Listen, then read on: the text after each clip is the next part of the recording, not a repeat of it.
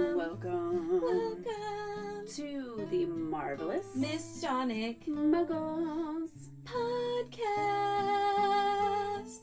That was beautiful. Thank you. At the football game, I sang the Star Spangled Banner in opera the whole time. Did you? Yeah. Was it a hit? I mean, I think mostly they were annoyed. Really? I would have been cheering you on front row seat. I know you would have. Yes. Yeah, but I Probably sang would have it been right in my brother's ear. Singing obnoxiously lately right next to you. Oh my gosh, it reminds me of my daughter like all week. I guess they're learning all of the patriarchy, might as well just say that, the fucking American flag songs, god damn it. All of those songs. Patriotic, yeah, all those songs. So she's like, come on, you're a grand old flag, you're 50 nifty United States. And then like her face just like lights up. She's like, how do you know that? And I'm like, because they've been singing it forever. Yeah.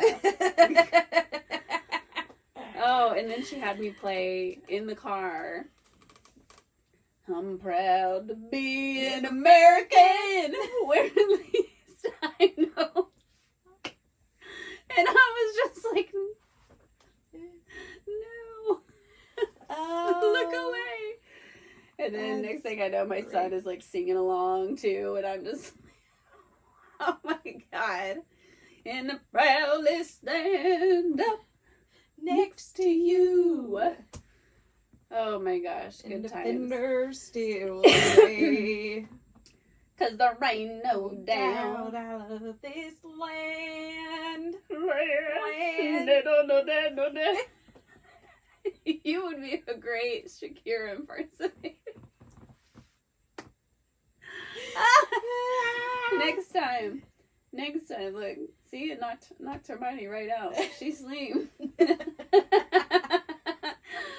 Oh, welcome to today's episode. This is a willy-nilly, free, fresh and chilly episode. Because, sometimes it's exhausting talking about your exes. So that's the mood I'm in today. Yeah. We're just gonna, keep it lighthearted and talk about childhood stuff, like what was your holidays are coming up. We're in November. It's a very high vibrational month. By the time this episode airs, we've already passed the 11/11 portal, so there's a lot of like really great energies for manifesting and bringing things to fruition. And so I thought it would be cool to just kind of talk about like our favorite memories around the holidays, like favorite toys we had, and then kind of like touch about like us being autistic and ADHDers. And I think it'd be cool to kind of look back and think of, now that we know the signs of what it's looks like, and we can identify maybe signs in our childhood, and like our favorite things we used to play with or have all the time. And just kind of wing it. Wing it. Oh, is that one of your new rings? Oh, you got one. Oh, how cute is that? I wear the frog one a lot. I love those. Yeah. Super cute. Thanks. I love it. Thanks. So, what was your favorite? It doesn't even have to be a favorite. What's the most vivid holiday childhood memory that you have that was like just amazing? Well, I have a few. Okay. So one, excuse me. I think that I've always enjoyed holidays in general, because that was whenever my family would all get together, and whenever we were all together, like all 100 of us, it was just always a great time. I think, like, and so like for Easter, we would go to my grandparents' house, and they had a little bit of acreage. Mm-hmm. I mean, it like wasn't like a whole lot, but like Mm-hmm. a little. Maybe like a full like acre for just the yard itself. Right. Anyways, and we would hunt Easter eggs, and you know, I mean, and it was always like super competitive but fun. You know, like linebackers, like Yeah. pushing each other Yeah, over. but like my family did a really great job about allowing us to continue to believe in like Santa and the Yeah. Tooth Fairy and the Easter Bunny until like we were, you know, a lot older than what my kids were whenever Right. they found out, you know. Right. And so it was always made a big deal, like in the mornings before every holiday. So like Valentine's Day, Easter, Halloween, you know, anything.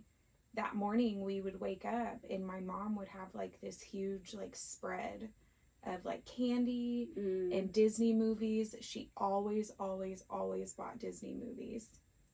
And so like the holidays is whenever we would get our new ones, you know. And like, you know, and have like little toys, and like, you know, she would stay up all night like doing that for us. I loved going to my grandma and my grandpa's house on Halloween because it was my birthday. Oh yeah. And they would like turn their garage into a haunted house. Oh, You know, wow. and so Yeah. I would get to have my birthday parties like that because you know, it was just fun for everyone, you Right. know, like, and so and then Christmas, I was in 3rd grade, and I wanted a Barbie dream house. I didn't think that I would get it, you know, but I did. I got, you know, this Santa had brought me the Barbie dream house, and it was also the same year that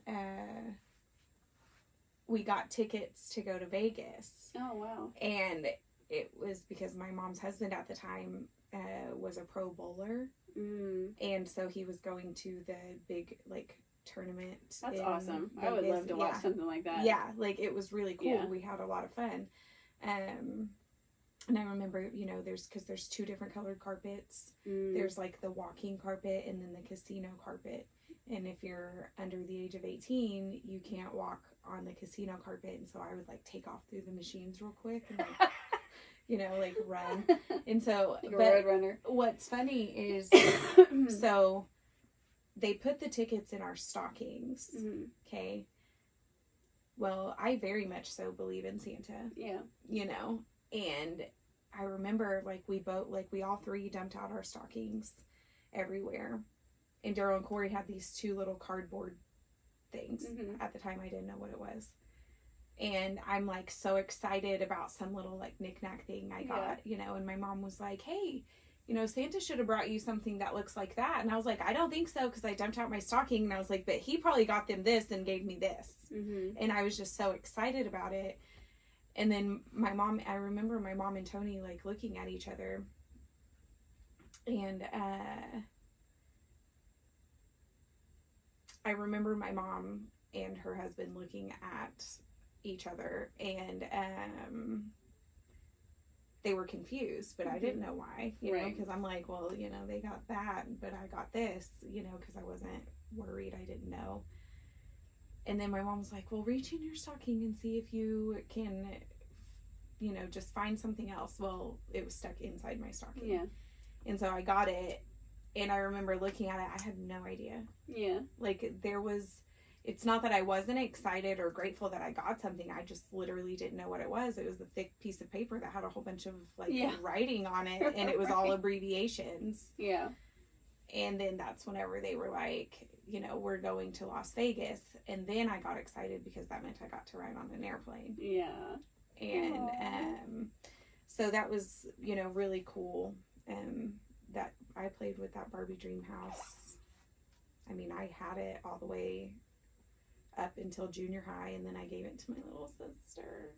Oh. She turned it into like a zombie house. I love that though. Like, or something like that. Yeah, you like know? upcycled it. Yeah. She, That's awesome. Yeah, I gave her all my Barbies. Oh, I had hundreds of Barbies. Yeah. Like tubs and tubs full of Barbies. I think that was my childhood, like, obsession was Barbies. But I gave her all of my Barbies, and she turned them all into G.I. Joes. I'm not even mad. Yeah. Like, I'm like, you did it, girl. The only thing that I was sad about was that I even gave her my collectibles, hoping that she would collect them. Yeah. But she opened them all. I did that with my daughters, but mine weren't in, like, packages, but then I was like, oh, this one's head is missing. Yeah. That's great. Poor Jasmine. Yeah. No. Yep. Yeah. Yep. And I was like, oh, geez. I mean, because that was one thing my grandpa would get me for Christmas every year was a collectible Barbie. So, like, I had the Y2K Barbie. I had the OU cheerleader, the OSU cheerleader. Like, I had, like, every anniversary Barbie that they would cut, you know, with the big old ball gowns. And they were all in, like, beautiful boxes, whether they were red and gold or silver and blue or, you know, like, but just they were all in such beautiful boxes. And I remember telling my little sister, like, take care of these, like, you know, these are collectibles and all of this, but her having autism, you know, and so I was sad, but then I was like, she's a kid, and I gave her a toy, you know? I know, that's how I felt about my Hot Wheels collection, man. I gave it away. One of my biggest regrets. Like, I had so many Hot Wheels, like, so many. Like, my dad used to take me literally anywhere and everywhere. Like, every week it felt like I got to get a new Hot Wheel. Like, and I would just literally collect them. And then my mom ended up making a, because she'd go to Walmart and get fabric all the time. And they had a piece of fabric that looked like a road and construction. And then she just, you know, put seams around the side. And then I just would roll it out in the living room and just play with my Hot Wheels on there, you know. And I had them all in a little box, but I just thought they were so cool. Like, so many different designs and colors, and then some of them, and occasionally, like, I would get bigger ones, and then you could, like, open the doors and, you know, some things like that, but I just loved them. Yeah. I would always have fun playing with Daryl and Corey's. That's a good memory. Yeah. So, what about you? What about, like, what are some of your favorite holiday memories? Some of your, you know... I can definitely say that looking back, I can see a lot of my autism. I wore the same Halloween costume like 3 years in a row because nothing felt right. I didn't like the way that costumes felt on my body. My mom even made me a cheetah, like she handmade a cheetah costume. I hated how it felt. Like, it just, the fabric, and I remember a friend that we went to church with, she ended up wearing it for Halloween instead, you know, painted her face and everything, but I was a 50s girl for like 3 to 4 years, I swear, in a row. And I wore that poodle skirt that my mom also handmade me, and so I couldn't fit in it anymore. Like, I just refused to, like, let go of it. And I think it was exciting because then at that point, the church had finally started letting us trick or treat inside the church, where for years they didn't let us do that. Right. And then they finally started allowing us to have trick or treating and stuff like that, which is cool because now they do the trunk or treats. Well, they let you go inside the church. And they have these big blow up things, and everybody's little corner is decorated something different, and you know, it's really Bible cool. Themed? No. Ooh. Like, it's all like just like all different themes. Like, one might be like Dalmatians, or you know what I mean, just like all different little themes. I love that. Though. That's really great. Progressive. Genuinely. Yes. Progressive. But man, I have a lot. I think every year I was always looking forward to This is funny. Every year, my parents would get me a new Now CD and a Wow CD. The Wow was the Christian CDs. Mm-hmm. So I had a Wow and Now. I'd be so excited. I'd be like, yeah, there's DC Talk on here. There's, I remember. Yeah. You had like every CD. one. Man, yes. I was like a CD connoisseur. Like, I don't have a lot of my CDs anymore, but I had to like re-up my game because, you know, shame and guilt is real. And one time growing up, the church was like, you're going to hell for listening to secular music. And I went home and I was like, no, I don't want to go to hell. And then I threw my CDs away. And because of ADHD and impulse, the next day, delayed processing, I was like, what did I do? Yeah. And I was like, my Missy Elliott CD, like all of this stuff. And so I just went to Walmart and stole new ones. Like, terrible. This is before they had cameras in the store, okay? I'm probably the reason why they got cameras in there now. Yeah. But yeah, I had like every CD. I was so stoked. One year I got the Hanson. I got it on CD and cassette. Okay. And I got the Hanson Christmas cassette tape. And I was like, living my best life. Okay. Living my best life. And then I still have my collection of Polly Pockets. I'm like, I love super proud to say that. Polly Pocket. I don't have any of my Polly Pocket stuff, and it would probably I'm be surprised, money. but I do. But I loved Polly Pockets. Those things were like really helpful to facilitate like my autistic traits then, because you could just take them with you everywhere. So like, and that is one thing I will say. Sorry. You're right. I had a purple heart-shaped Polly Pocket. I probably have the same one, girl. That I would literally carry around with me everywhere. That is fantastic. Yep. That is so great. I don't have like all the pieces inside in some of them, like the characters and stuff that they come with, but that is one thing I will say, looking back, like my mom facilitated so much of that for me, like without knowing that I was autistic and ADHD. Like, I mean, we'd be sitting in church. My mom had a whole little, she makes everything, like everything she makes. Yeah. She makes these little cloth bags with a zipper, and she would put like fidget toys, basically is what it was, but little bags of toys. Like I had these, I still have them actually, little tiny mermaids. I mean, they're made in like 1973. Like they're like little rubber like mermaids, and just all little types of tiny little babies and stuff. She would just put in there and let me play with them in church. Like she always had that. And then like my stuffed animals, like I had so many stuffed animals, and like she ended up would sew a ribbon, because I had two. My bunny, I didn't really take with me a lot of places. I kept it here, like that was the here thing. But I had a koala bear and a panda bear that I took with me everywhere. And she ended up sewing a ribbon on them so I could carry them on my wrist so I wouldn't lose them. And I have pictures like from church, like, and I would go in the Sunday school class and you just see my little panda bear hanging on my, Yeah. So that's a cute memory to look back on and see that she really did her best to like help facilitate that.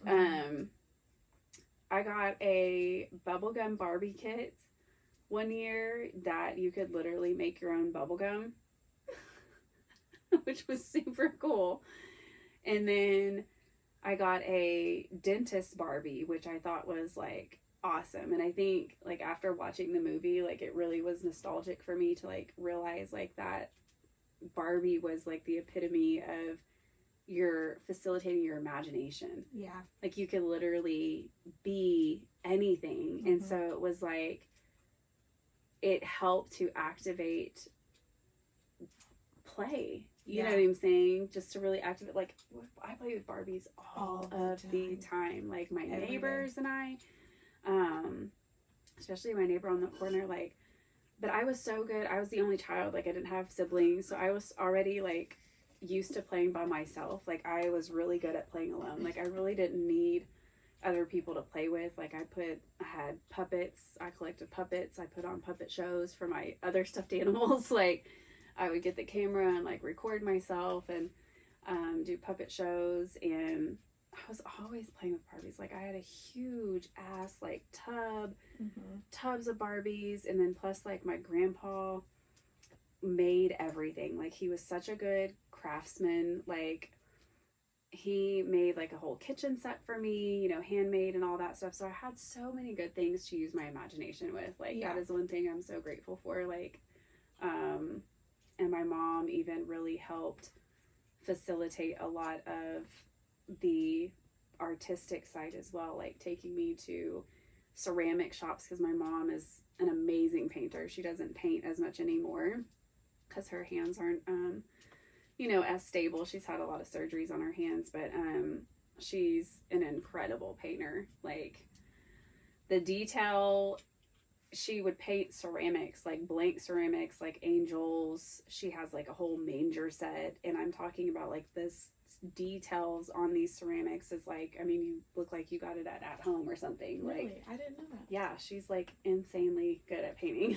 And so she would take me to this huge ceramic warehouse all the time, and she would let me pick out little ceramics. So I would get to pick out little snowmen, and we would sit on the counter and like paint together. And so I'm really grateful for, you know, those are a lot of memories that like I didn't unlock really, you know, until this last year. And I was like, wow, like there's a lot of good, you know what I'm saying? And I'm trying to think of another one. I had a lot of good, you know, plus being the only child was legit, you know what I'm saying? Yeah. It was, well, I mean, I don't know what you're saying, but I know what you're saying. Yeah, it was legit. Now, when it comes to Santa Claus, my parents were very, very, very good at facilitating that and the Tooth Fairy. I heavily believed in those. I mean, like, Tooth Fairy was tooth fairying. Like, I always had money under my pillow. Like, and then I think I've told this story before, but I swear, like, I don't know how they did it, and Santa Claus may really be real. I'm still like conflicted on this memory. So one night, like, I hear sleigh bells, like literally, like, and then I hear a ho ho ho in the living room, and it startled me and it woke me up. And I went in my parents' room. Both my parents were in their bed, okay? And I wake my dad up, and I'm like, Dad, oh my God, I think Santa's here in the living room. And he comes in, and he, you know, we just kind of peek around the corner together. There's literally boot prints on the carpet, okay, from the back door walking to the tree.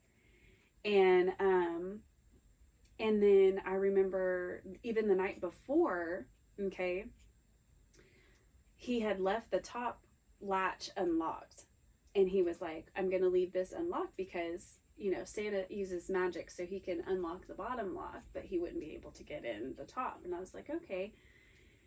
And then we hear, you know, a ho ho ho again, and he's literally like talking to his reindeer at this point. And I was like, oh my God, you know, like I kind of like stuck back, and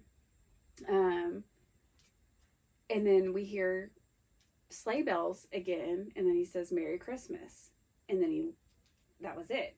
And then so my dad, I'm like hiding behind my dad, and then we come out, and there were more presents. Okay, the top latch was locked, and then again, like the boot prints, and then we had laid out cookies and milk. Like 2 of the cookies were gone, half the milk was drank. And I was just like, what is happening? And then, like, I swear on everything, like, I thought I heard him even talking, like, in the backyard. So I don't know, but that has been like a core memory for me because I was like, how is this all like, I was looking for like a tape. Is there a tape recorder in here? Like playing these noises? Like, my dad was a trickster too, okay? Like, he loved playing pranks. He loved, like, there was a store called MG Novelty that. Oh, wow. Yeah, that was now like Party Galaxy. Might have even changed to something else, but like we would go to MG Novelty all the time. He would always get stuff to play pranks. And so he was very good at stuff like that. And so I don't know, but Santa's real. I agree. Yeah, fight me.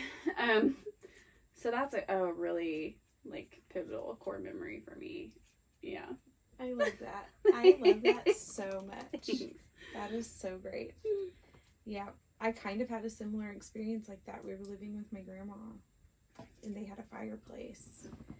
And I remember hearing something. I don't have, it's not like super vivid, but I remember everybody panicking because there was footprints on the ground. Yeah. But like my grandparents were like genuinely confused. Like they were like looking at each other.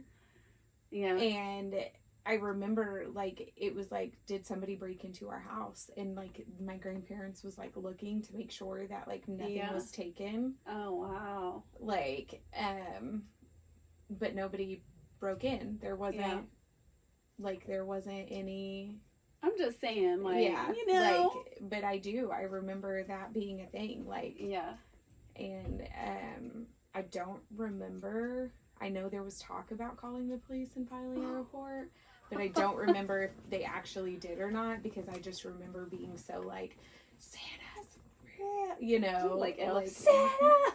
Yeah, you know, like, yeah. I was so, and I remember thinking that the adults were crazy for thinking that somebody broke in because it was just Santa. Right. You know what I'm saying? Like, what is the deal? Yeah. Like, but like genuinely, like they were kind of like freaked out, you know? But I'm like, it's Santa. It's Santa. He's not a stranger. Yeah, like what are you talking about? Yeah.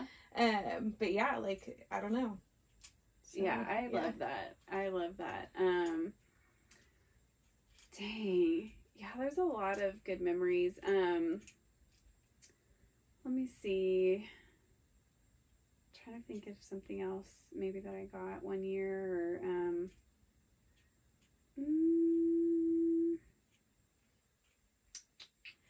So my mom, you know, she was a single mom.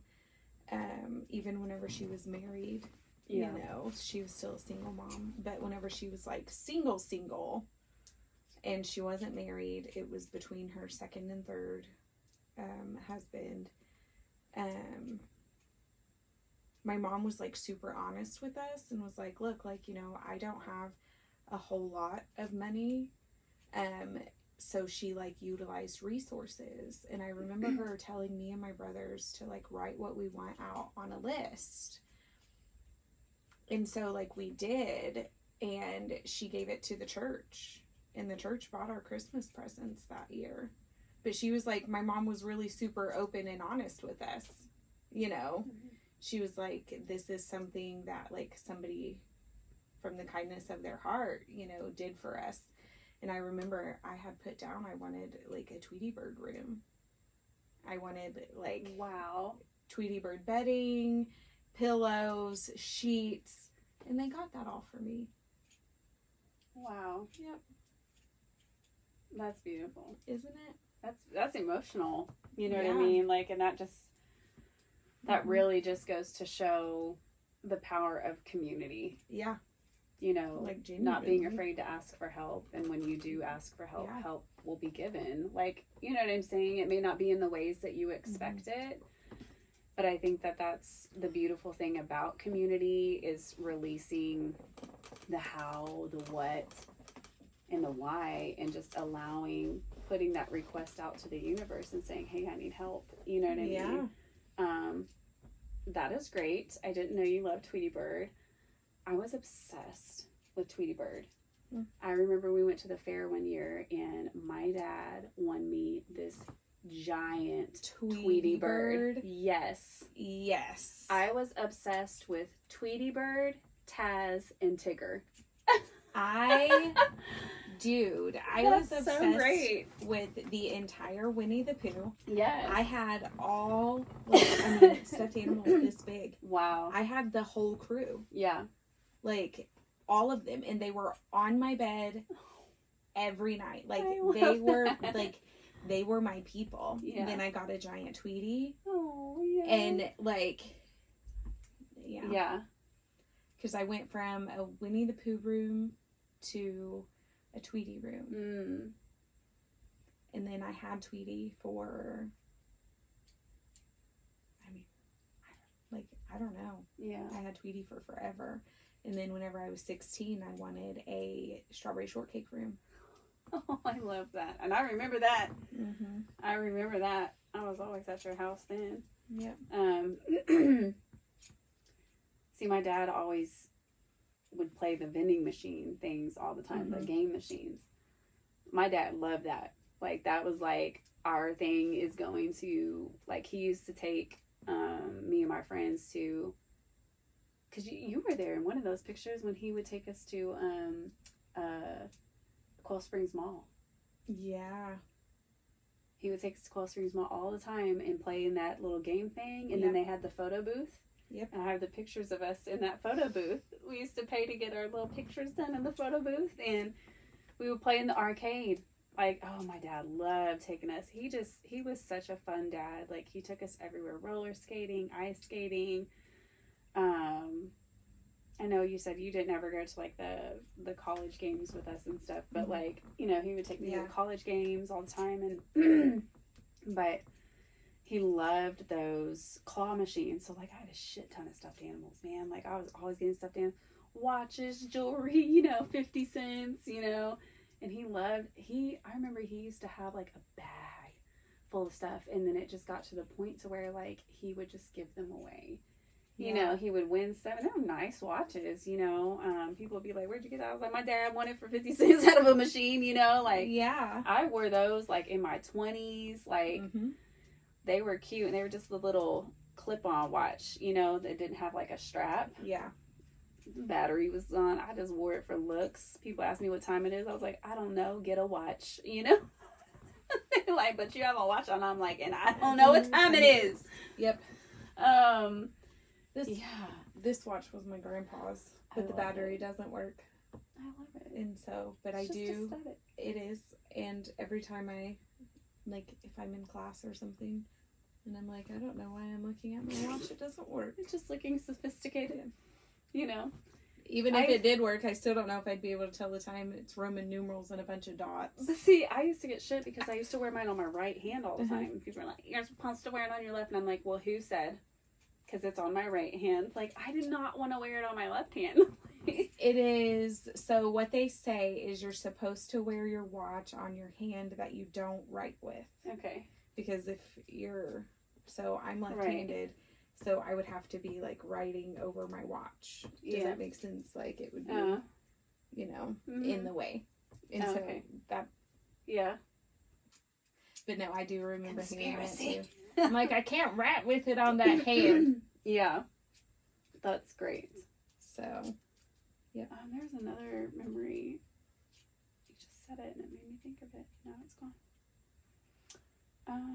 You're talking about watches. Hands. Watches. Hands. Oh, we can. So things I used to collect. Top 3 things. Top 4 things. Yes. Rocks. I still have some of my rock collection. And one of the best memories I have, because I used to take piano lessons, my piano teacher, her husband, used to give me rocks every single time that I would come over for piano lessons. He would let me go in the backyard and look for rose rocks in his backyard. And then he would give me, like, the big chunks of, like, the glass crystals or whatever. Yeah. Beautiful.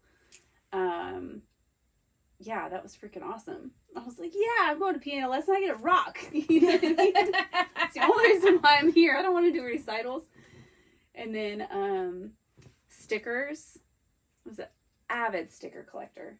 I had notebooks on notebooks, literally pages and pages and pages of stickers. Now, the only stickers that I didn't use, which I found them like 2 years ago, and I don't remember where I put them. I found them in that closet, and they were in a pencil case. I still had all of the stickers from the vending machine, the little the dollar bills with like Bugs Bunny in the middle. I had all those, like the little brat stickers. Yes. All those. I was like, these are my special stickers. Special. Special means don't touch. You don't even put them on anything. No. You keep them in the little cardboard thing Yes. that they come in because they're sacred. Yes. And then I always liked the girls that looked like, you know, they had the baggy jeans. Yes, you know what yes. I'm talking about? Uh-huh. Yep. Yeah. I had all of those. Yes. I loved them so much. That is so they great. were my favorite. I love it. I want to be like them one day. Yes. Oh my gosh. Yeah. And then erasers. I looked forward to the book fair every year because erasers and pens were the only thing I bought. The only thing I had. Man, you think I got a good pen collection now? You should have seen me then. I was thriving. Yeah. Speaking of, I went into the Dollar General the other day. They got new pen collections. It kind of looked like the Pop Shelf one. Yeah. I was like, what is this? I'm like, I'm here for disinfectant wipes. But yeah, side note. I loved it so much. I know. So then the other thing that I collected was keychains. When I tell you, okay, this is how I would do my keychains.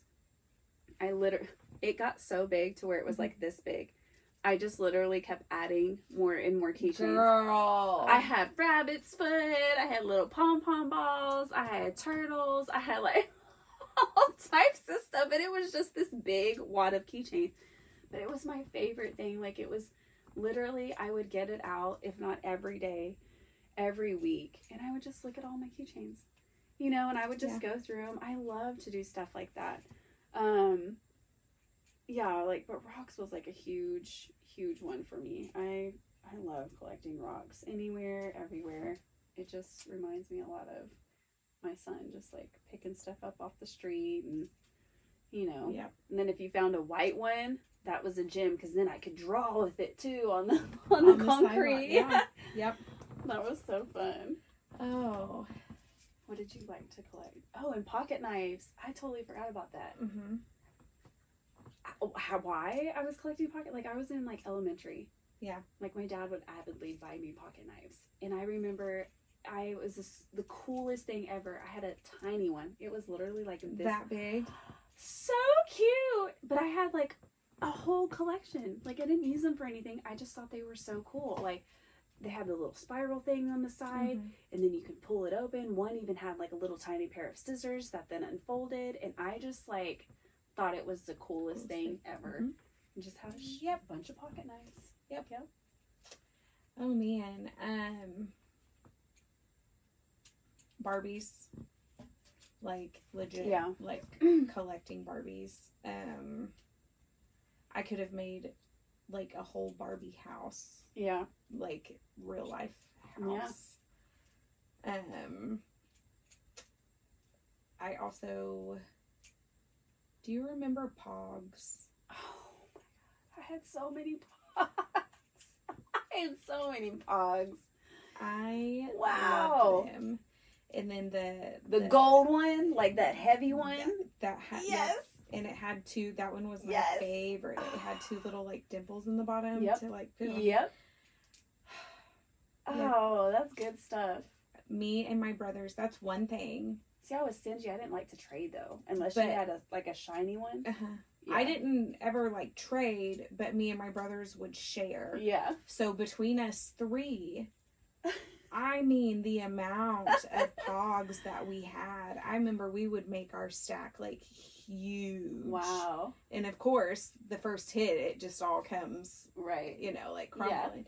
But like, it was like I loved those. I loved those so much. Pins.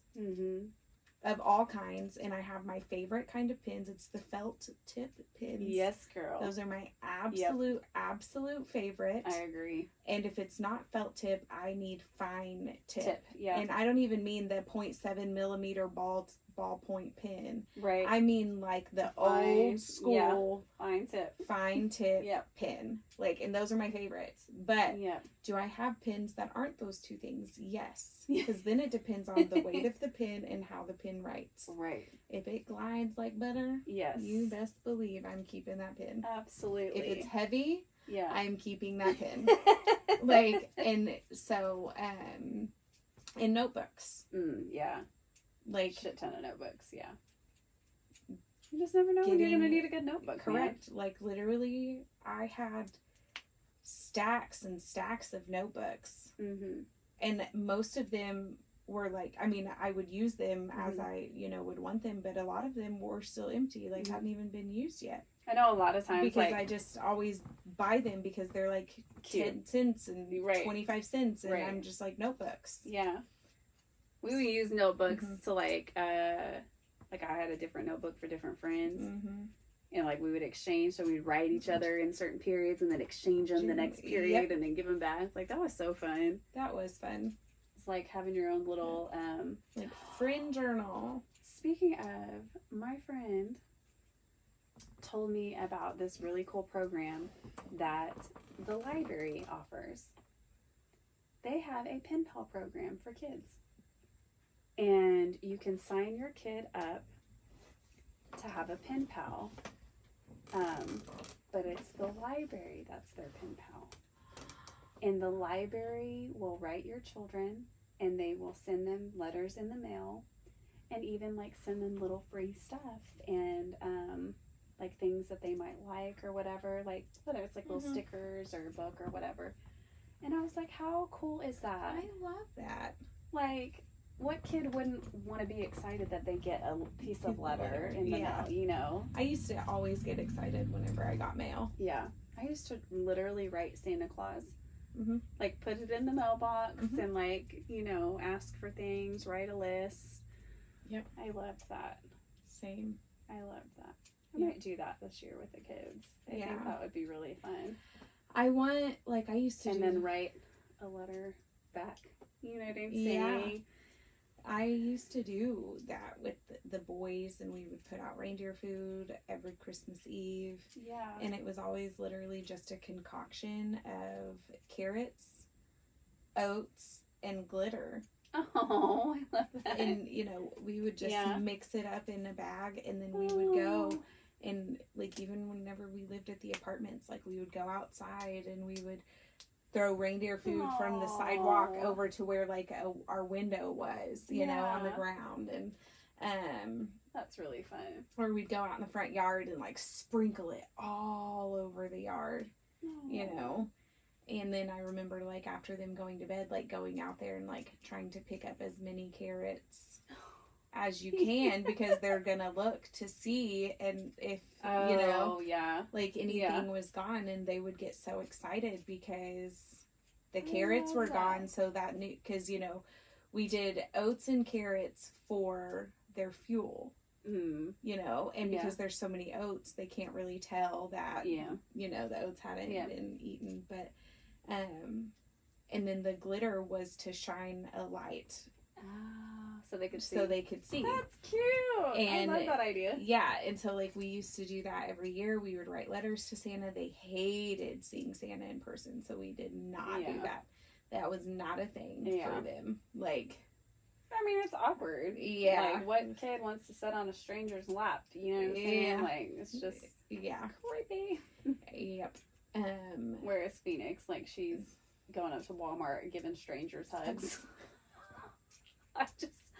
I love her so much. Like, she has the purest heart, but literally, I mean, that's how she is. She said, I just love giving people hugs. And I said, well, I think that's great because people need more hugs. You know what I mean? And she does that. Like, we saw a friend of mine yesterday, and she's never seen her in person, or anything like that. And she gave her 2-3 hugs, I mean, she's so lovey. I love her. She's just the best. She is the greatest. Like, I love her so much. She's savage as fuck, too. Yes. Like... I feel like that, you know, like, she definitely has, like, some of my genes. Absolutely. Like...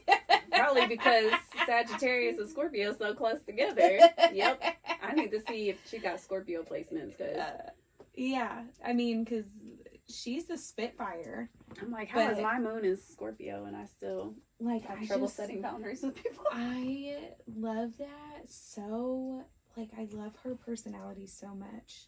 And it's literally, like, her coming into her own. Mm-hmm. You know, being who she wants to be, and you know, and I know that she's so raw and unfiltered. She really is, and it's like, let's nurture that, and like use that, like, and use it for good. Yeah. So we're not like breathing fire on people, right? But like, you're still authentically you. And I'm like even yesterday, she, you know, she struggled this week.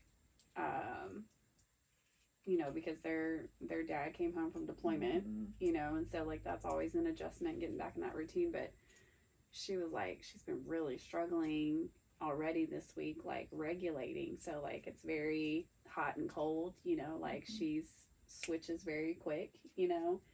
And so we were in the car yesterday, had to run by the library last night, and she was just having a hard time. And I said, would you like to scream? And I said, you know, because she was holding back her tears. And I said, it's okay to cry. Like, it's okay to get your emotions out. And I said, you know, when we hold them in, that's like you said, when we breathe fire on other people. Mm-hmm. And I said, sometimes you might just need a good scream. Mm-hmm. And I said, would you like to scream? And she said, really? And I said, yeah. And I said, scream as loud as you can in the car. Yeah. And I mean, I should have had some earmuffs on. And she got a good couple of them out, you know, and she giggled after, you know, and she was just like, I just have a lot of anger in my body. And I said, yeah. And I said, and we got to get it out, you know, and I said, and it's okay to do that, you know, and so it was just funny that. So now, if she just randomly screams in the car and you have no warning. No. Oh, gosh. I love her. Oh, I thought of something else I collect. Which is so strange because now I really enjoyed playing like softball with my neighbors. Like that is one thing that I love to play. Like everybody would be standing on the bases. Like we would all take turns, and I loved that, but I was never a sports person. Like I was never a sports person, but I loved like even just throwing a football. Like I thought I was like the shit because I was like, I could throw really far. You know, and I remember like sometimes the guys would be like, dang, Marilyn, and like I felt special because I was like, look at me throwing a football far, you know. I can't walk straight to save my life, but you know, I can throw a football. And I was like, yeah, I can make it spin. You know, you got to throw it a certain way and then it spins, it just glides, and yeah, like that was really fun. But I have this collection to this day. It's in storage right now. I have a whole container, and there's all different slots of sports cards. Sports cards. Why I collected sports cards, I don't know. Cards. But I labeled them. Each area has a label. I have baseball, basketball. I think I even got a hockey section. Football. And I remember getting, I think I have one or two of them in the plastic cases with screws, but you could get these out of vending machines. You would have to pay like $5 for them or something like that. They were the more expensive ones. But yeah, I collected. So I've been holding on to these, and I feel something coming. You know what I'm saying? I feel like I want to go to a place and be like, is there anything in here that like is worth something? You just never know. Yeah. But I have a crap ton of them. I mean, some haven't even been opened, you know, and so I'd be really surprised to see, you know, Yeah. But if that just doesn't go to show, like, the fixation on having, like, so many different things as a neurodivergent person, like, collecting. And it's very hard. Like, I have that to this day because I can't let it go. Yeah. Why? I don't know. But I can't let it go. I got my Polly Pockets right here in the closet. You know what I'm saying? Like, yeah. Because it's just hard. And I think especially when it comes to, like, very nostalgic stuff, it's very hard to let that stuff go. Yes. Like, it's really hard. Especially because I always take good care of my stuff, too. Yeah. Like, and clearly, you know, these things are attached to good memories. Yeah, for sure. You know, and then for people like us, whenever sometimes it's hard to remember the good, you know, you hold on to that. So that way, whenever you see it, you can be like, I remember. Yeah. You know, I remember that time.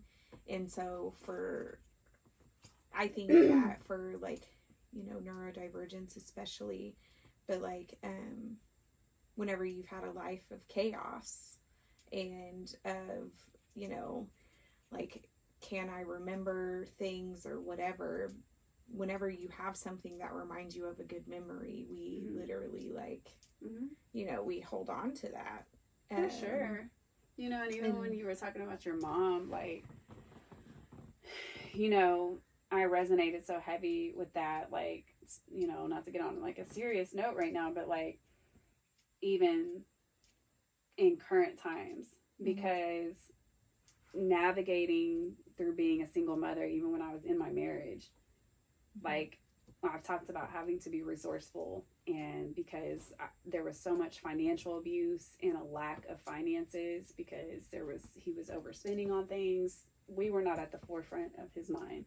Yeah. So I always found a way. And, you know, for the last couple years, even, you know, like I've got my children's toys at Goodwill, or just anywhere that I could, like, find something, you know what I mean? And I don't mean to get, like, emotional about it, but, like, I've never felt, like, any shame about that. Yeah. Like, I've never felt any shame about that. But, you know, if anything, like, I feel empowered by it more than anything, because I've never felt shame of feeling like I'm lacking or I have less than or whatever, because I've always been able to find a way to provide for my kids, you know. And Goodwill has some great stuff, you know. They really do. Like, recently, like, they had like, they'll have bags of just random stuff that people donate. And so, like, you can get a bag of toys for, like, $4. Like, there was one that looked like brand new Barbies. It had a Spider-Man puppet. Like, you know what I'm saying? So, like, all of that in there is a really good deal. And, you know, I've always just been able to wrap things, put them in boxes, you know, just anything.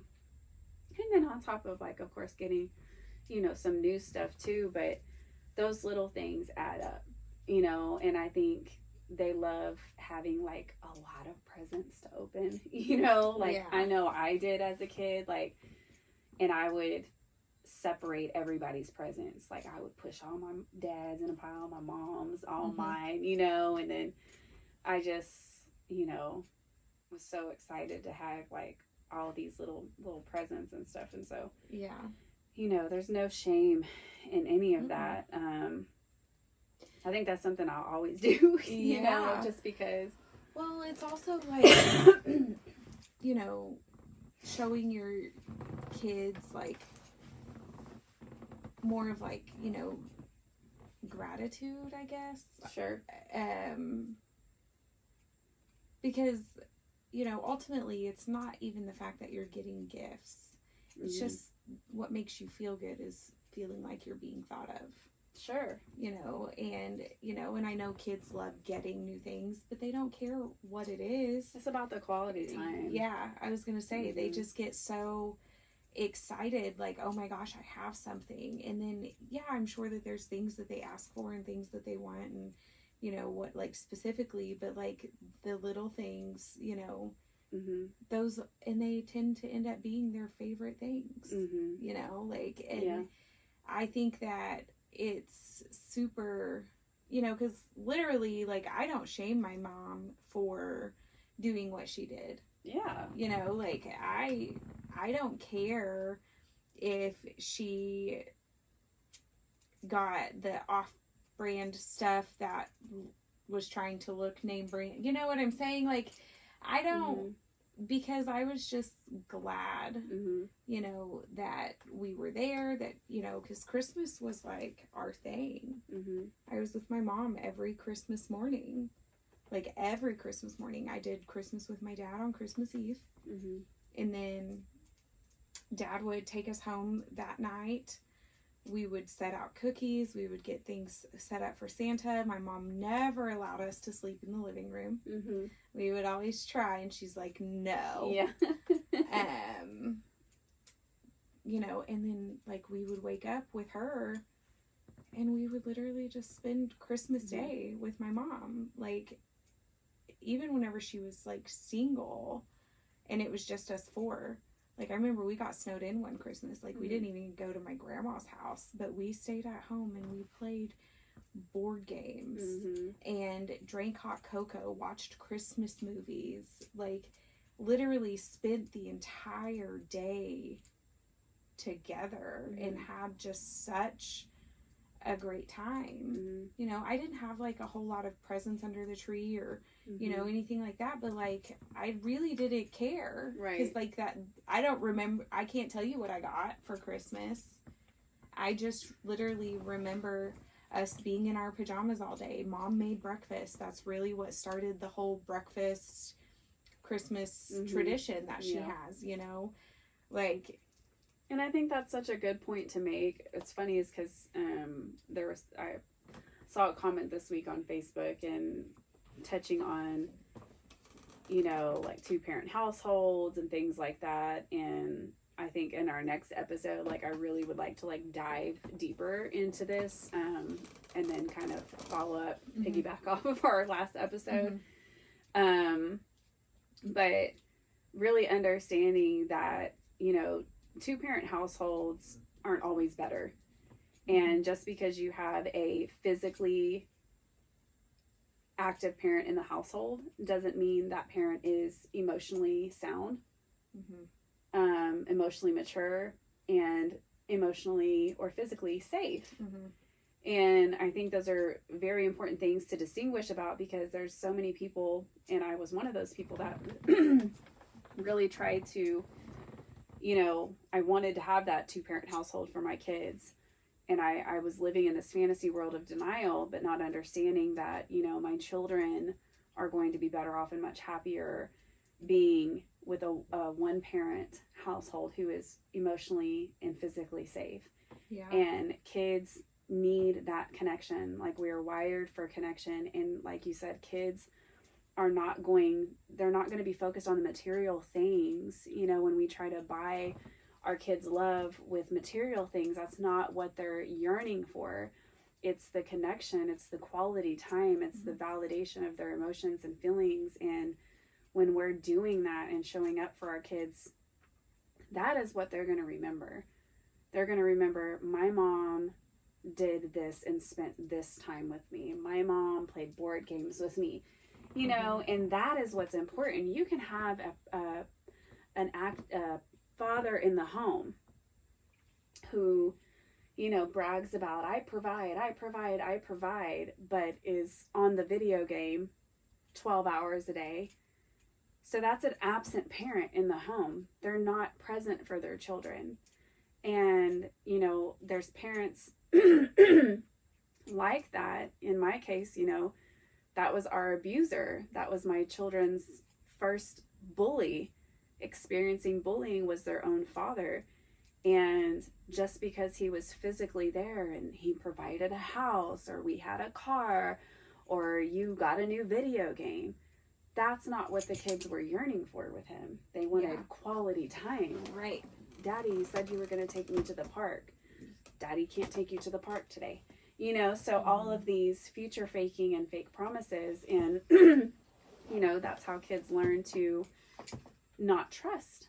Yeah. You know, and they learn very quickly that the adults in their life can't be trusted because there's this hot and cold game, and there's a lot of instability with the things that they're being told. And so they learn not to trust, you know, like, I can't trust what you say. Are you going to take me? That's why I try so hard, to not make promises with my kids, because I think words are very, very important.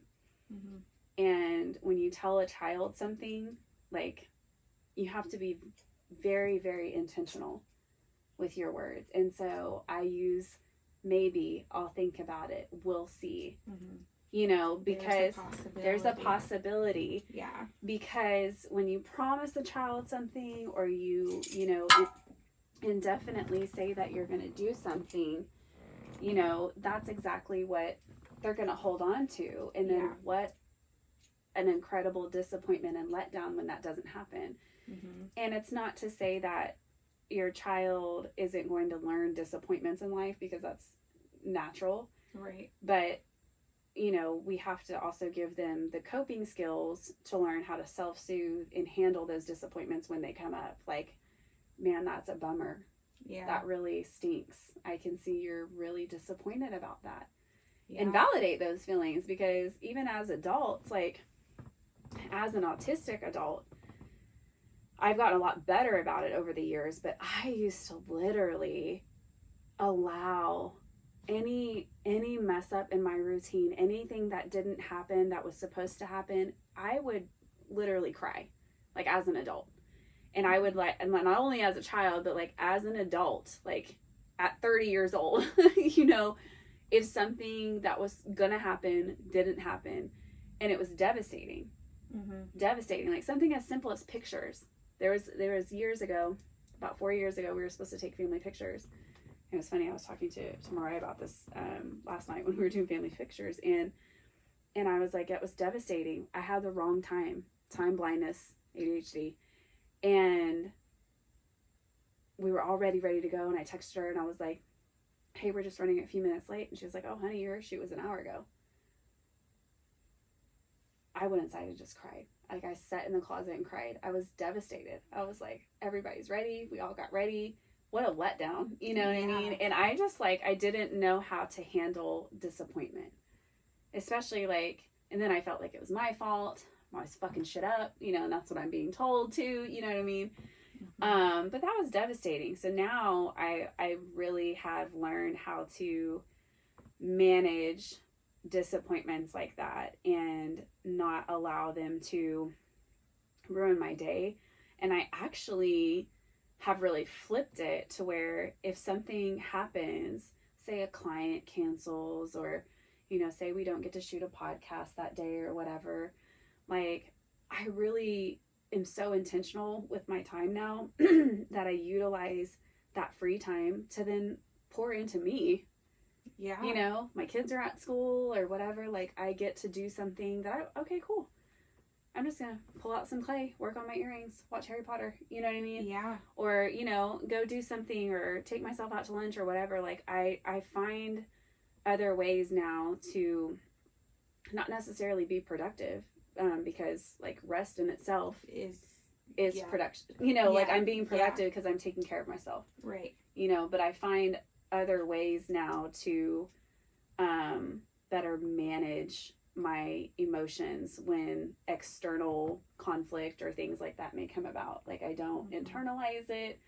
I don't, the day is ruined, you know, kind of thing, because it's very easy to, like, pick up on those types of mindsets too with the people that you're surrounded by. Like, if you're surrounded by people that are always like, fuck my life, my tire's flat, blah, blah, blah. That is heavy. You know what I mean? Yes. That's really hard, because then you start to absorb that and take that on as your own. Like, someone cut you off in traffic, you know, like, all these things. I'm the person, I'm like letting 3-4 cars go at one time. Yeah. You know what I'm saying? Because where am I in a hurry to get to? Like, literally, you know? My mindset is, if we all help each other, it'll go by a lot smoother. Yeah, but that's you know what I'm saying? And then, But yeah. Like, yeah. Yeah. It's hard though. Like you really start to absorb it. It's hard because, like, you know, there have been times where I have absorbed that, like, behavior. I don't know if behavior is the right word, but and then there's times where dialogue. Yeah, there's times where I haven't, and I can just really sit there and observe, and I'm like, that really makes me sad for you. Yeah. Because then I'm like, because you literally cannot find happiness in anything. Mm-hmm. Like, you want to spend all your time complaining about things that genuinely don't, I mean, I don't want to invalidate, like, anybody's, like, feelings or anything like that. And, you know, yeah, it's okay to be disappointed and, mm-hmm. you know, all of that. But it's like... But it's also the self-victimization. Correct. Everything is everybody's fault. Correct.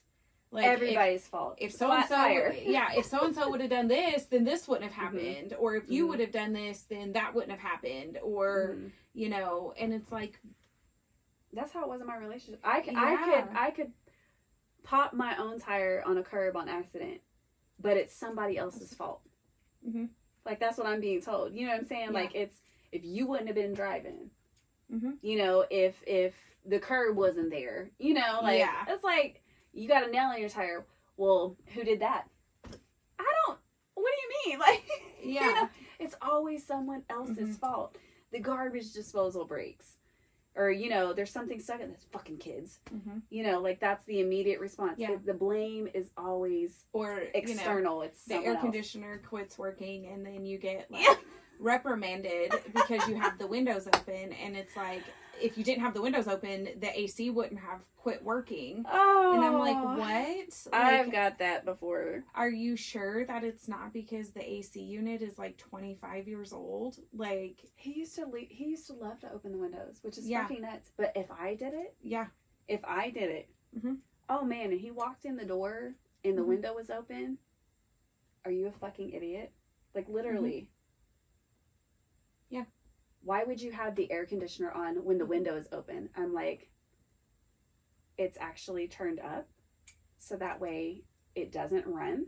Yeah. So that way it levels out at the temperature that the house is currently at because the window is open. So that way it's not constantly running. Like, it's not on 68. Right. You Yeah. know what I'm saying? It's on 74, my guy. Like, but even so, who cares that you have the window open? Man. And, like, literally there was one time where so we want to talk about our exes. Yeah. Here we made our way. ADHD. There was literally a time where I was in a relationship, and I would literally get, like, it's too hot to have the windows open. It's too cold to have the windows open. It's like, you know, never. But literally will sleep all night long with the bedroom window open. Yeah. But it's okay for them to do it. But when you do something, you're right. wrong. If I do it, I get yelled at. And then I get blamed for the air conditioner not working. Yeah. When I would if I would open the windows, it would only be for like a few hours in the morning. Just something to blame you for. Yeah. Just something to blame me for. And I'm like, I didn't know. Yeah. You know? But it's also good to know that, you know, you're the only one that... Right. We have the window police here. Do you have a hall pass? Do you have a hall pass to have that window open? Oh my gosh. Like, I don't know. It's just... I'm sorry, are we... Okay, Hitler, you know. Yeah, that's what it felt like. Yeah. Everything was fucking monitored and... Yeah. Yeah. And that's I'm hilarious. Just, you know, and then, but literally, like, everything is wrong all the time. Mm-hmm. Like, how was your day? It's so draining. Yeah. I'm dealing with fucking kids at, you know, work, and then I gotta come home and deal with more fucking kids, so I'm... Yeah. Oh, I thought you said you played video games all day. Yeah. It's like... It's only sometimes! Yeah. It's like... I only take my PlayStation to work every week.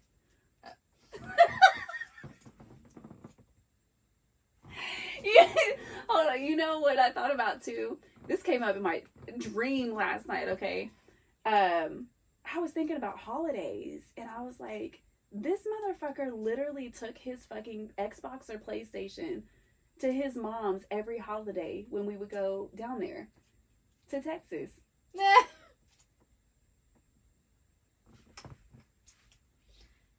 Like, what? Like, I'm managing toddlers and chasing kids in the living room, trying to be helpful and yes ma'am, you know, to his mom and things like that, and he's in the bedroom with the door shut. Like, his own mother would have to come in there and, like, tell him to do things. Golly. God. Yeah, I went, there was a time that I had went on a trip, and they pouted the whole time because they wanted to have fun, but the only way that they could have fun is if they were drunk. Oh, yeah. And I'm literally in the kitchen with their parents playing card games and having a great time, and they're in the room pouting because for whatever reason they feel like they can't drink even though they were a grown adult. Like, but you know what I'm saying? Yes. And it's like, one, why is it that you feel the only way that you can have fun is if you are drinking? Like, that's really sad. Yeah. That is a really sad life to live. Yep. Like, genuinely, if you think about it. Yep. It's like, why do I have to be intoxicated or under the... Because we're numbing. I used to do that. When yeah. When I went out, you know what I'm saying? Like, I used to think that I couldn't dance and I couldn't have a good time and shuck and jive if I wasn't I'll just get a few more drinks in me and I'll be... Just wait until I'm buzzed. You know, then I'll be Megan Neeson all night. Like, and I remember, you know, also being that person. Yeah. But that was a really sad life. It was, yeah. It's exhausting, you think too. that you're having fun, and or for me anyway, like, I thought that I was having fun and having a grand old time, but then, you know, growing up and changing myself, like changing who I am as a person and not being that same person anymore, and like looking back, I can literally have empathy for my past self because I'm like, I was getting hurt. Something would always happen and I would always get hurt. I wasn't truly having fun. I was needing to be intoxicated so that way I wouldn't care about what was going on around me. But even like whenever we were, you know, living together, I know we haven't got that far in like my story, but like, you know, when I was living with you, like, man, we was drinking wine every night. Yeah. Smoking weed every night. You know, like whenever we didn't have the kids there, like we were every night, glass of wine, you know, and like that's like the only way that I could go to sleep, you know, was to indulge in substances, you know, and it took a toll on my body. Yeah. You know what I mean? And it wasn't even like, it wasn't an every night thing, but you know, it's the point that I felt that I had to have this in order for me to be relaxed, you know, because my nervous system was so dysregulated and, you know, it's just, you live and you learn. And it's you know? like, I have nothing against wanting to have a drink. I have nothing against people smoking or, you know, partaking. No, we are heavy cannabis friendly. Absolutely. Promote it. It only, for me, it only became an issue whenever I was no longer doing those things to just like have fun. You know what I'm saying? Like I was doing those because that was the only way that, like, you were numbing. Yes. Yeah. Thank you. Yeah. Like, and, you know, and I would always say, like, you know, the whole, you know, let me get a few more drinks in me or, you know, whatever. And it's like, I was doing that because I didn't know how to just be me, you know? And so, like, I was covering all that up with, Asking. Yes. Too. Yeah. Like, that's literally, like, what it is, Yeah. using that to become a different person. And, I think alcohol helped me peel the mask a little bit. At least that's what I was telling myself. Mm-hmm. Because I was able to not, have social anxiety, Mm-hmm. Or anything like that. Whenever I was intoxicated, I felt like I could just be more free because it took away the like care. Yeah. Because before like it was like dams busted. Yeah, you know what I mean? Yeah. Like, because sometimes in my sober life, like, I was so depressed. Like, I mean, so depressed, and that was depressing. So then if I would drink, you're right in a pod. Yeah, like, then for a moment I would get to feel like I wasn't depressed anymore. Correct.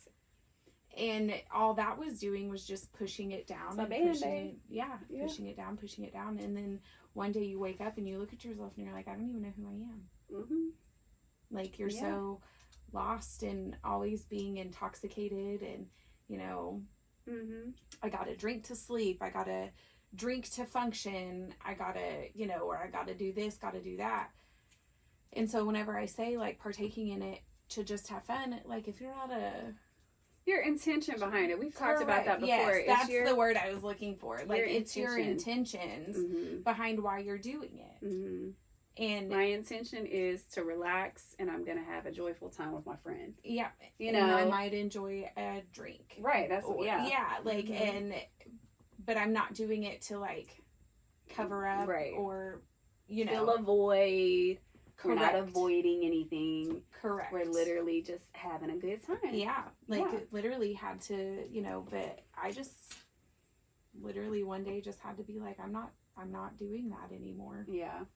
It just ain't for me, man. Like, I do, like, I like a cold beer every now and then. You know what I mean? It's been quite some time since I've had one, but I like it, which is funny because I was never a beer drinker. Never. But I remember I had a red beer. Y'all don't listen to her, okay? Okay. Man. And I was at the state fair. Yeah. Ooh, I mean, I had one before that, like, many, many years ago. My past friend, that was the first time I ever had a red beer, and I was like, this is life-changing. Like, it's so good. Man, salt, lime around. Oh, my God. So good. So I love me just a messy beer, but it has so cold, like in a glass that's just cold. Frosted. Like, whenever you pour the beer in there, the glass, like, frosted. Man, because anytime the beer starts to get warm, it's a wrap. I don't care if there's, like, this much left in there. Like, I'll get a new one before I do that. But I mean, I like to have a margarita with Mexican food. Yeah. You know what I'm saying? Like, yeah. But I don't. But I've also learned to, like, having, like issues with methylation. So, like, I have MTHFR mutation. And so a lot of issues that I didn't realize was contributing to, like, my allergies and things like that. There's histamines in alcohol.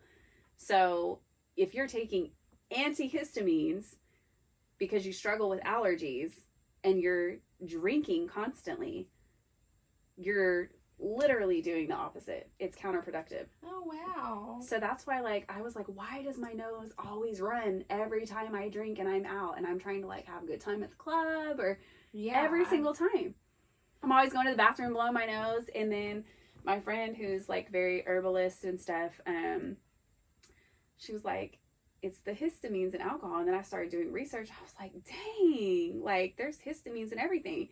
And so she was like, because she doesn't really drink anymore either, and she was like, whenever I do decide to drink, I make sure to get a good quality vodka. I don't get a cheap vodka like a well vodka.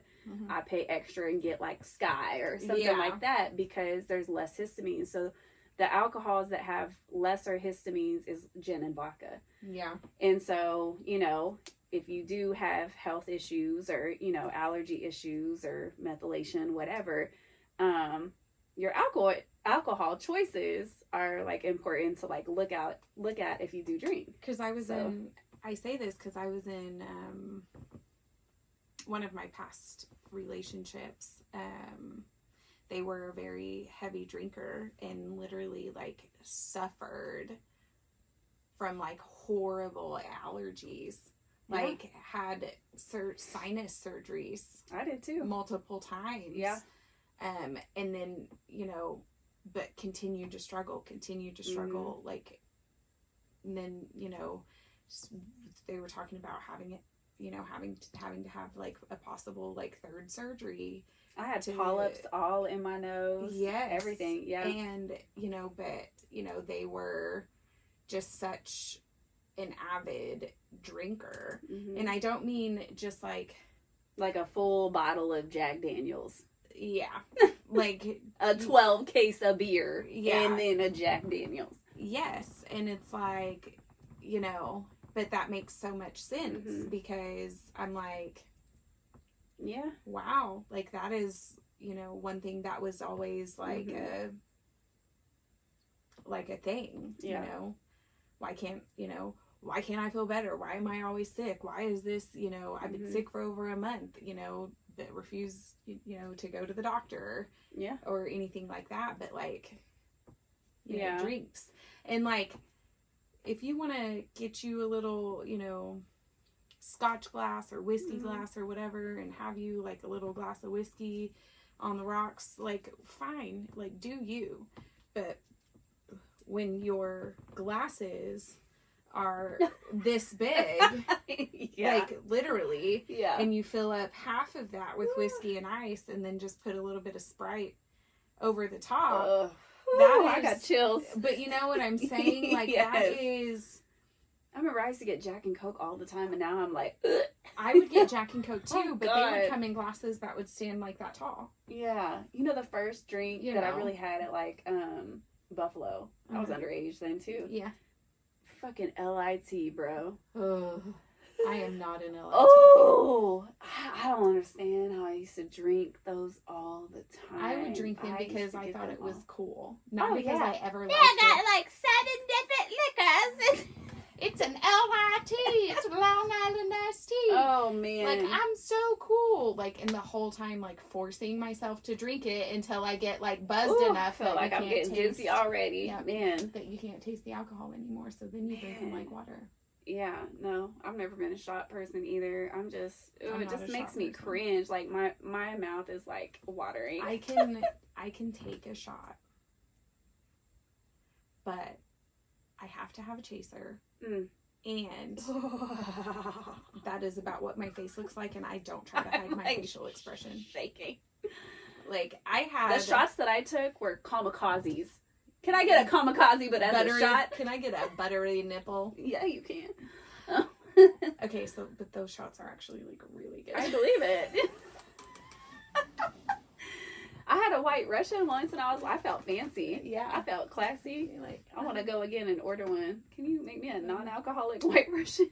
and they can. I think. Cool, yeah. But you know, here's the way my mind works, though. I think I would struggle getting a non-alcoholic beverage and then knowing it's not alcohol. My mind is just, it fucks with me like that. Yeah. Because then I'm like, it's not that it's what's the point. It's just, I don't know. I don't know why. Like, I can't. Because it wouldn't taste, probably because it wouldn't taste like what it would if there was like alcohol in it. Yeah, I don't know. But I've never tried. Yeah. So I'm not opposed to I trying. mean, as a child, I used to get the non-alcoholic daiquiris. Oh, yeah. And I thought I was cool. Yeah. Drinking I forgot about those. Yeah. non-alcoholic daiquiri Dang. at a restaurant. I do love a good margarita, though. I do too. Mhm. Like I Salt do lime. like a good margarita. Yeah. A margarita. Those are just very filling. Yes. Yeah. So, But I just think have that's to- why I like to eat get one with my Mexican food. yeah. Because if I go to a Mexican restaurant, You'll be there for like 2 hours. yeah. Yeah. And I will order me a plate of food, but I will fill up on margaritas and chips and Yeah. queso and tortillas. And then Yeah. take my food home, and then I have a meal for another 2 Afterwards. days. Yeah. Yeah. But it's like, but the you know, the margarita would complement the Yeah. That's fun. chips and salsa. Yeah. Very well. Yeah. But anyways, I don't know. I'm just not there anymore. Yeah. You know, like, I've really enjoyed sober life, man. yeah. Like, it's been really, like genuinely, I have so much more clarity. Mhm. And I just don't have any, like, want or yearn to, you know. Yeah. I just don't. Like, you know? I know how to have fun Yeah. being sober. Yeah. Like, and I think that that's just, like, really important. I would love to go somewhere and go out, though, Mm-hmm. being sober. I don't think I've really, like, done that, Mm-hmm. you know, since then. I just haven't had that experience. And Do you remember the one time that you and I... No, we did. We went to the nightclub. We went to Kong's. Yeah. Yeah. Wait. When you're divorced? Or was that a different night? No, this is a different night. Okay. And then, because then we ended up at IHOP. Oh. Because we were like, we're so old. And it was like 9 o'clock. Oh, yeah. And we were like, well, let's walk across the street to Fassler. Yeah. We stayed there for a minute. I think then we tried to go back to Kong's. Yeah. And then, you know, we were just, I mean, I had fun. Yeah. But No, it was just fun. a I whole forgot about that. different, Yeah. like... Yeah. And thing. I think being neurodivergent, it's like, you know, having something to fidget with. So that hand to mouth motion is very, like, it's hard without having a drink. I know, that we had a drink. We shared it. Yeah. It was a one and done. Yeah. Yeah. Like, I love a good Bloody Mary, though. Yeah. Yeah. And that's my jam. so... And Fassler makes some good Bloody Marys. Yeah. They do. Yeah. Yes. So, I mean, but, like, outside of that, like, I mean, I did have a great time. I think we spent more time at IHOP Probably afterwards. Okay, now everything is coming back to me. Yeah. We were at IHOP, I think, over 2 hours. Yeah. We killed that. You should have seen. Like, we went, like, like, it looked like a plate of, like, for 4 people, man. It was so much. Pancakes, stuffed French toast, eggs. We tore it up. Took a little break, 30-minute break, ate again. We drank decaffeinated coffee, like, all morning. We were there till, like, 3 o'clock. It was the best freaking night. Now I remember, because I was like, I never even thought, it never dawned on me to order decaf coffee. Yeah. Like, literally. And I could not get enough. I was like, this is genius. Like, we were cold, and I was like, oh my God, decaf coffee for the win. Like, it was great. Yeah. Like, it was so fun. We spent, like, maybe an hour going between 2 clubs. Yeah. You know, I mean... And they were just, like, bars, you know? Yeah. Like... Big bars. Yeah. Not anything, you know, crazy or whatever. I said big bars because I saw a bird, and I was like, that's a big bird. I was just thinking, I mean, they're not very big, but, you know, like... And it was really fun. And like I said, you know, like, we shared a drink. Yeah. You know, between the 2 of us, and we got to, like, watch people and, like, cheer them on. You know, like, I remember, it's like, a whole different light. Yeah, like, you know, girls out there getting it, dancing, and I'm like, get it, girl, you know. That was like, such a profound moment. Like, when we sat down and we were just, like, talking to a group of girls, they invited us to their birthday at, like, a different club, you know. We're like, we hope you come, and it was really beautiful to just connect. And we were sober. Yeah, that was nice. Yeah, good times. I think did I still have the boot on my leg at that time? I think you did. I think I did. I think you did. I think I did. Because I remember the boot on my leg. What? Or no, you didn't. No, was. I remember the pictures. Yeah. Okay. No, yeah. You didn't. Yeah. Okay. No. Yeah, from your ankle surgery. Okay. Yeah. But well, yeah, we're gonna wrap it up, and thank you for joining us today. Thanks for being here. By the time this airs, this will already have passed, but I have to give a shout out. Today is our beautiful friend and guest Stacia's birthday. Happy birthday! Happy birthday, Stacia! Happy birthday to you. Yes. So we love her. If you haven't checked out her episodes, please do so. You know, we have other great interviews coming up this month. Please follow, like, share, comment if it resonates. We have some cool questions, times on our podcast over on Spotify. We would love to connect with you and engage with you. So, have fun, answer the questions if you feel led to. And if this resonates with you or you feel like it would resonate with someone else, any of our episodes, please share with your friends. Tag us, follow us on all social media, TikTok. We do Fantastic Fridays as well every Friday. And so... Well, every other Friday. Every other Friday. Yeah. But, I post the clips every Friday, Oh, yeah. Yeah, so we have great episodes coming up. Lots of good things. And I'm so proud that this is our 10th episode. We are halfway to 20. This is our 10th episode. 10's a good number. Go us. Yeah. 10 is a good number. 10's been coming up a lot this week, so I love that. I'm really excited. This is so New exciting. things, new beginnings. We're really excited for things in store for us. And we will see you next time on the Marvelous Mystonic Muggles Podcast.